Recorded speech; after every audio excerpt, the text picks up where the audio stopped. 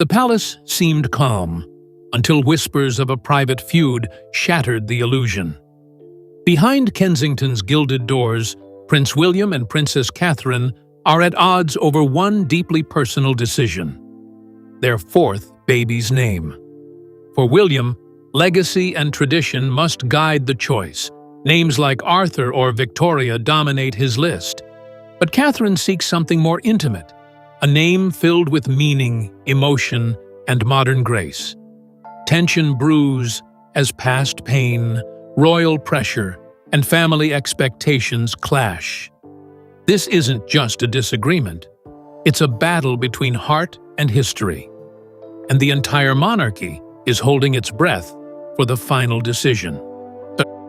The secret announcement that shook the palace.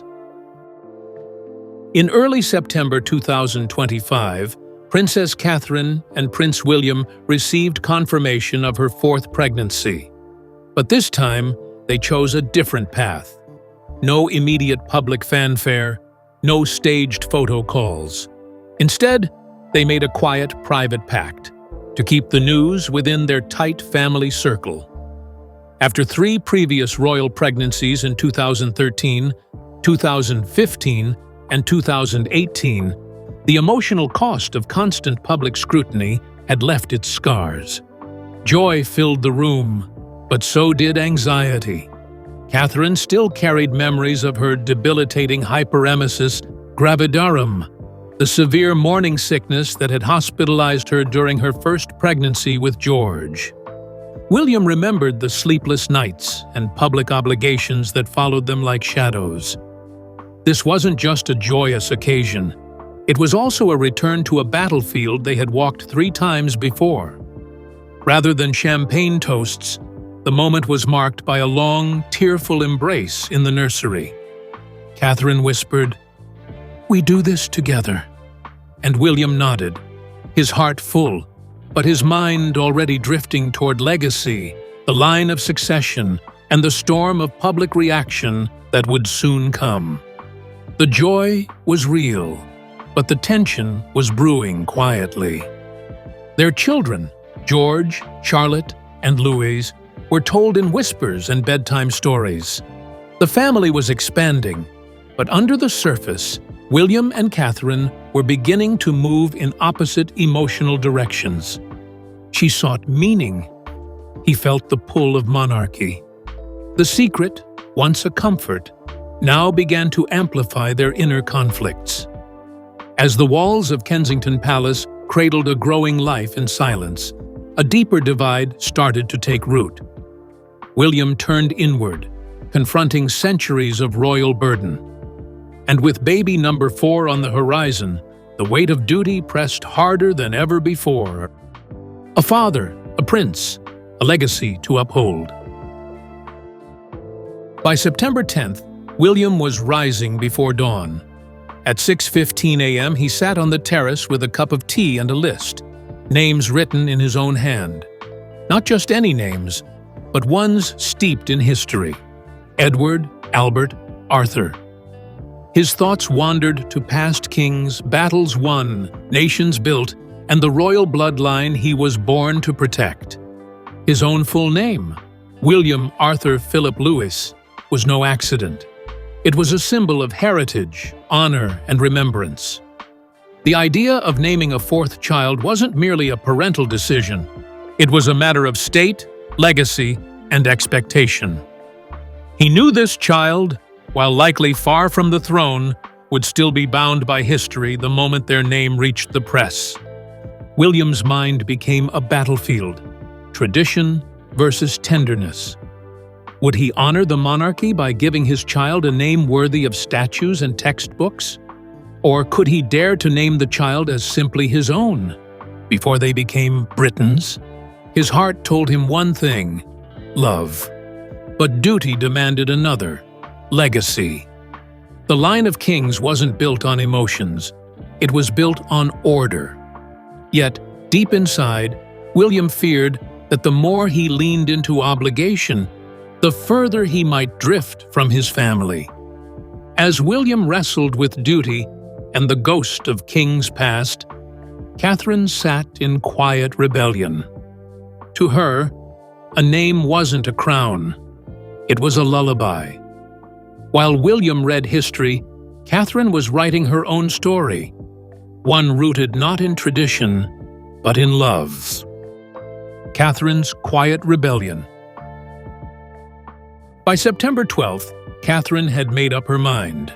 Her baby's name wouldn't be dictated by ancient scrolls. Late at night, in the same room where she once nursed Louis, she scribbled ideas into her journal. Grace, Isla, Rowan, Elodie. These names weren't about titles. They were about softness, strength, and personal meaning. Her own pregnancies had been isolating, painful.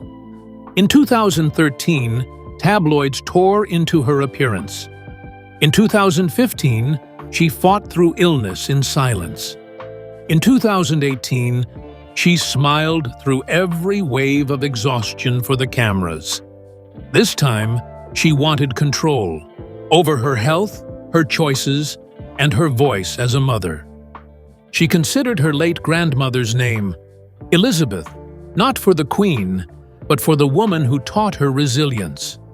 She wondered if naming this child after love, not legacy, could be the quiet revolution she had always yearned for within royal walls. This wasn't about rebellion, it was about presence. Catherine had long mastered the art of silent strength, the type of grace that rarely made headlines.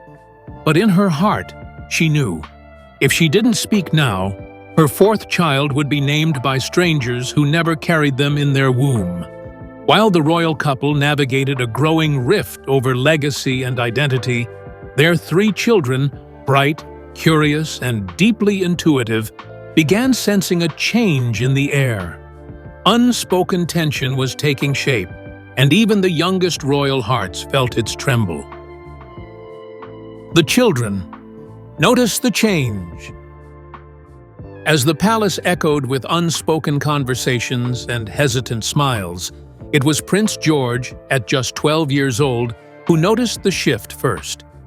He saw the longer glances between his parents, the deeper sighs, the quiet retreats behind closed doors. At night, he asked questions that didn't have answers. Is something wrong? Are you fighting? William and Catherine offered soft reassurances, but George knew when something wasn't right. Princess Charlotte, now 10, used her imagination to bridge the tension. She began naming her dolls after whimsical, made-up titles. Princess Rainbow, Lady Sparkle, Captain Bubbles. Her way of coping was creativity, filling the silence with color and fantasy. She overheard phrases like public image and line of succession, though she didn't fully grasp their meaning. Still, she felt the weight they carried. Prince Louis, the baby of the family at 7, reacted differently. He clung to Catherine, asking to be held more, pulling at her sleeve during royal events, interrupting adult conversations with sudden outbursts. When she cradled her stomach absent-mindedly, he stared, confused and unsettled. One night, he sobbed in the hallway, asking if she was going to forget him. The shift was subtle, but unmistakable. The family dinners were quieter, the bedtime stories shorter. The giggles in the nursery gave way to a lingering stillness. The children weren't told everything, but they were feeling it in full. The emotional ripple was undeniable. As the children's emotions mirrored the tension between their parents, another force began to enter the equation. This time, it didn't come from within the home, but from the weighty halls of the monarchy. The royal institution was about to make its presence known, and tradition would soon demand its say. Royal traditions versus personal choice. At Buckingham Palace, whispers turned into formal conversations. King Charles, ever mindful of protocol, reminded William over a private breakfast on September 15th. There are expectations, my son. A name must reflect the crown. The message was clear. Names like Edward, Philip, or Alexandra would be acceptable. Deviating too far could weaken the monarchy's public image. Courtiers and royal advisors joined the chorus. Behind closed doors, they circulated lists of appropriate names: Eleanor, Henry, Victoria. These names had appeared in dozens of royal generations, each with its own story, each with its own burden. Even before the child's gender was confirmed, bets were being placed by staff and leaks had already reached the press. Catherine felt suffocated. At her core, she wasn't just battling nausea. She was battling ownership of her own pregnancy. "Even this is not mine," she whispered to a close friend during a tea in Norfolk. Her name suggestions, Isla, Grace, Rowan, were gently dismissed in every formal conversation as too modern, too soft, or not befitting royalty. Meanwhile, William found himself in an impossible position. Torn between honoring his wife and upholding his father's wishes, he became silent in key moments. Catherine noticed. Her partner, the man who once fought the world for her, was becoming quiet. Too quiet. And in that silence, resentment began to grow. It was only a matter of time before the pressure boiled over. In the early hours of a sleepless night, years of buried emotions erupted. The couple that had weathered everything from scandals to sickness now stood on the edge of emotional collapse, and it all centered around a name: a midnight argument. It was 1:45 a.m. on September 17th, when the soft click of their bedroom door closing signaled the start of a confrontation neither had wanted, but both had seen coming. Catherine, emotionally drained, sat on the edge of the bed. William stood near the window, hands in his pockets, his breath fogging the glass. "You've already chosen the name, haven't you?" Catherine asked, voice trembling. William turned, his eyes tired but firm. "I haven't, but I know what it needs to be." That was the spark. The argument ignited with suppressed grief, royal expectation, and years of compromise. Catherine wept as she spoke of feeling erased, how everything from her dress to her children's schooling was filtered through royal tradition. "Even this baby's name isn't mine," she said. William, defensive and cornered, snapped back. "It's not just yours. It's the monarchy's too." Tears flowed. Accusations echoed. Catherine recalled their university days, when William once promised, "With you, I want to build something new." She reminded him how far they had come, from dating in 2001 to engagement in 2010, to becoming parents in 2013, 2015, and 2018, and how much of her she'd given to the crown. They went to bed that night not speaking. Two bodies close in distance but oceans apart in spirit. The issue wasn't just a name, it was control. It was identity. It was love versus duty, played out under the roof of a palace that demanded both. Yet even the deepest divides can lead to clarity. As morning light crept through the curtains, a new understanding began to emerge. Not from another argument, but from the growing realization that this child could be the one to rewrite the rules. The short list that sparks a storm. The tension didn't subside after the midnight argument. In fact, it worsened. By September 19th, William and Catherine sat at opposite ends of the long mahogany table in their private Kensington study, papers spread before them. Each had a list. Each believed they were offering the best future for their child. William's list read, Albert, Arthur, Eleanor, each deeply rooted in royal tradition, names carried by monarchs and war heroes alike. He underlined Arthur twice, noting its connection to valor, nobility, and strength. A name that will stand the test of time, he said quietly. Catherine's list, softer and more intuitive, included Grace, Isla, Rowan, and Hugo. Each name she had chosen held emotional resonance.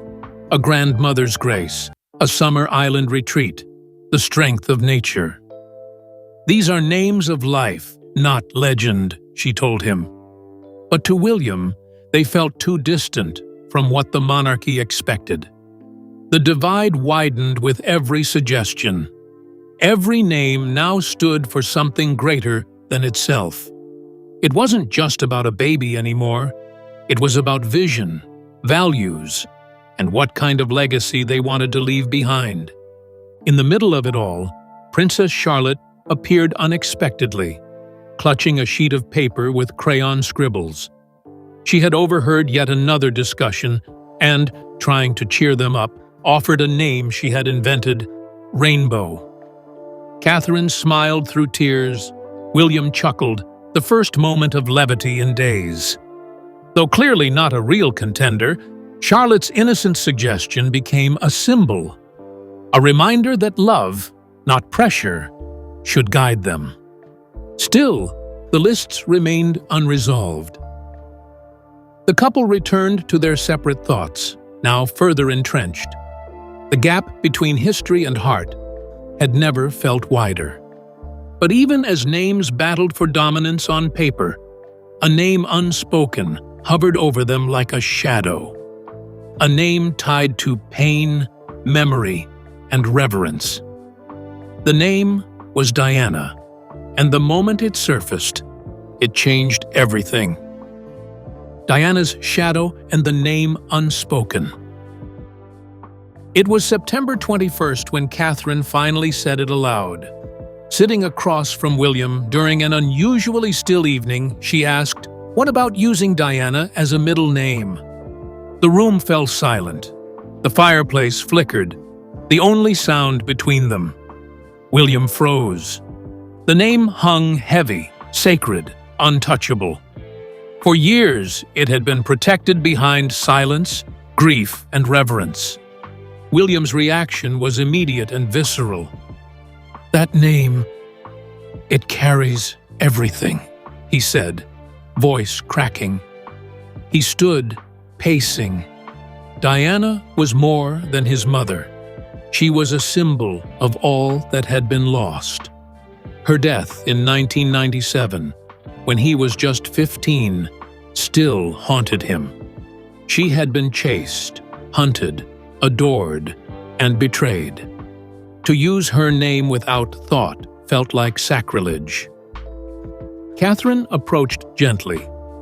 "I don't want it for headlines or approval. I want it because I know she'd be proud of the family we've built.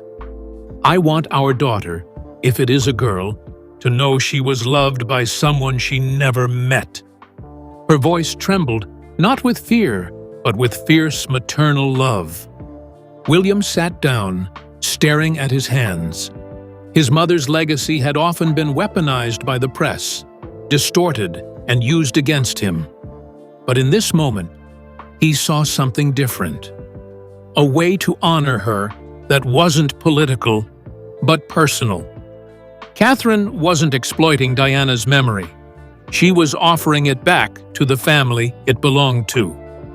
The conversation ended not with a decision, but with shared silence and mutual understanding. And in that silence, a seed was planted. Not just for a name, but for healing. They weren't ready to decide, but they were ready to listen. Reconciliation and reflection. The nursery wasn't finished yet. Paint samples lined the wall. A half-assembled crib stood next to a shelf filled with George's old toys. On September 23rd, William sat there quietly, watching Charlotte braid Louis's hair, while George read aloud from a storybook. In that moment, he saw it clearly. This was the kingdom he cared about most. Not the one of crowns and castles, but the one built from bedtime stories, giggles, and gentle hands. Later that night, Catherine joined him in the nursery. She leaned against the doorframe, holding a cup of warm milk, her face tired but calm. She sat beside him, and for a while, they didn't speak. Finally, William broke the silence. "What if we do both?" Catherine looked at him, uncertain. He continued, "A traditional name, yes, but with something yours. Something real. Something hers." They began again, not as royal figures, but as partners. Together, they created a new shortlist. Arthur Grace, Isla Victoria, Hugo Edward, Eleanor Diana. Each name a compromise, each one a tapestry of past and present, of heritage and heart. They laughed when they both vetoed Rainbow, though they agreed to let Charlotte call the baby that as a nickname. For the first time in weeks, the air between them softened. They realized that this wasn't a battle about names. It was a conversation about legacy, pain, healing, and what it means to lead a family while wearing the crown. In reconciling, they weren't just naming a child, they were rewriting a piece of their own story. When the name was finally chosen, it wasn't just a decision. It was a declaration. The world would see a new royal name, but only the family would know the journey it took to get there. A baby's identity, a family reunited. On the morning of September 26th, Kensington Palace released a simple, elegant statement. It read, "Their Royal Highnesses, the Prince and Princess of Wales, are delighted to share that their fourth child will be named Eleanor Diana Grace." Social media erupted. The press called it a brilliant balance of tradition and tenderness. Inside the palace, Charlotte danced around singing, "Baby Rainbow's real name is Eleanor." George smiled, finally relieved that the tension had lifted. Louis, curious and wide-eyed, asked if Eleanor would like dinosaurs. William lifted him into his arms and replied, "She'll love whatever you love." For Catherine, it was a moment of quiet triumph, not because she won an argument, but because she had been heard. Eleanor, a name that meant light. Diana, a name that meant memory. Grace, a name that meant healing. It was all there, in a single perfect blend. William felt something shift in him too. Not just the pride of making a good public decision, but the deeper pride of choosing love over protocol.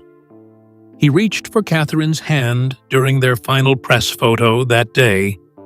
Cameras clicked, reporters shouted, but their eyes were locked on each other.